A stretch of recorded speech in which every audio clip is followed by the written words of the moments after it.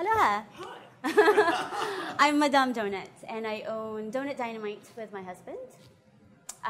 We live and work here on Maui. We opened our store about 7 months ago in the town of Wailuku. And so far, it's going quite well. It's been really amazing how people have come to find us, and people keep coming in, so we keep making donuts.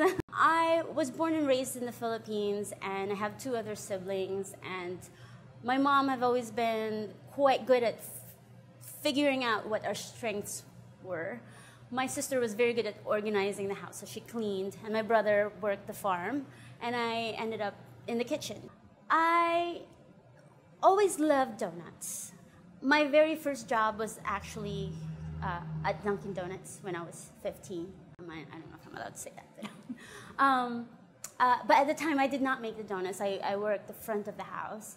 But I think my awareness of donuts kind of came about around that time when I was 15. I did not think I was going to be making donuts for the rest of my life after that. But you always have a soft spot for it. It's my first job. First paycheck makes you feel extra amazing. It's like, oh, look at me, I'm independent now, even if you can't actually pay rent with that first paycheck. But it felt good.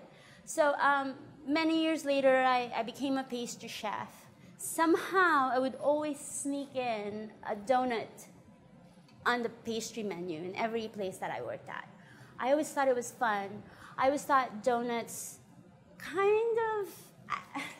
I can speak through donuts. Like, I express myself through donuts. I think donuts are very humble, and also they're the underdog of the pastry world.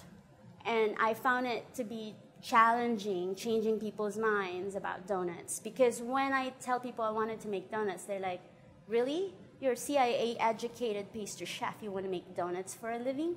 And I say, yeah, because I'm going to change the world through donuts. I wanted to change people's view of something that could be so simple and humble and not usually regarded as something regal.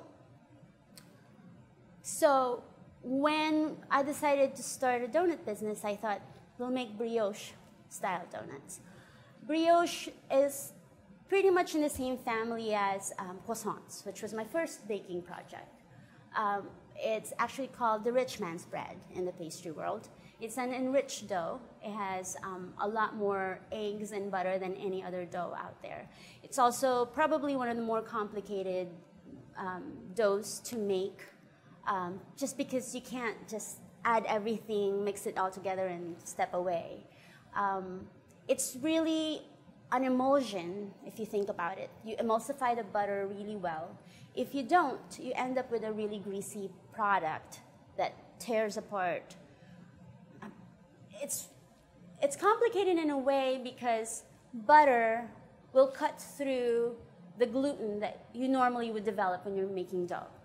So to make it perfectly stable gluten-wise, you develop that gluten so it has structure, and then you break it with the butter. That's kind of almost counterproductive, but that is why you carefully add the butter little by little. It's sort of like making a dressing. If you add your oil all at once, you're guaranteed you're not going to have a properly emulsified dressing, and it will break the vinegar or whatever liquid of choice that you use, and the oil will separate. It's the same with brioche. So again, that challenge of making the donut amazingly flavored and better texture than most donuts that you get out there, and make it elevated to the type of food you would get at a high-end restaurant.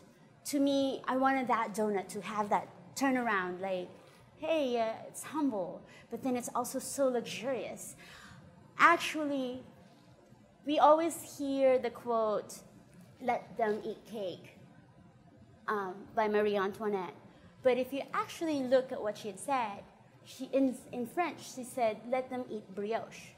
Because brioche is that, as I said, the rich man's bread. It's the Cadillac of all doughs. And I wanted to make the Cadillac of donuts.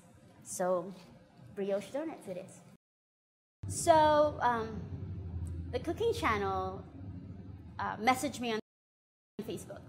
They said, Madame Donut, we are paying attention to you. You make beautiful donuts. We'd love to invite you to compete in Sugar Showdown.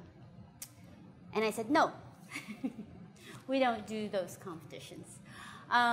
Typically on television, food, cooking competitions are so based on time. You have a limited amount of time. You make what you can make with the secret ingredients, surprises, blah, blah, blah. And I don't believe you can make a perfect product with that platform.